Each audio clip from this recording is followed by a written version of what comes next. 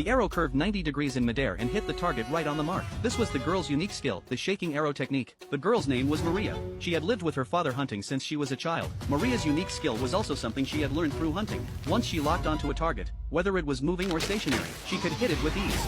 So every time she went hunting, she would return with a full load. However, an accident occurred that day. When Maria returned home from hunting, she saw a raging fire in the distance. It turned out that the giants had broken through the high wall and were launching a frenzied hunt for humans. In order to survive, she and her family evacuated urgently and retreated to the commercial district. After witnessing the cruelty of the giants, Maria decided to join the monster-killing squad. They vowed to fight the giants to the death. But no matter how hard she tried, she just couldn't master the skill of flying. One day while eating, Maria suddenly noticed that there was much less food than usual. The other team members suspected that someone might have stolen their food. Upon hearing this, Maria suddenly remembered that several new people she hadn't seen before had recently arrived at the cafeteria. Perhaps they were the thieves who had stolen the food. So Maria stayed alone in front of the canteen at night. Sure enough, things were as she had thought. There were indeed several thieves stealing food. Just as they were about to carry the food away,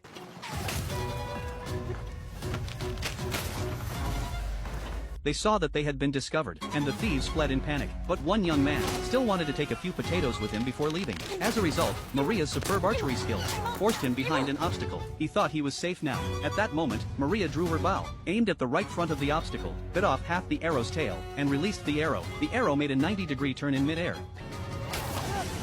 pinning the thief to the cart. The thief couldn't figure out where the arrow had come from. When Maria walked up, she realized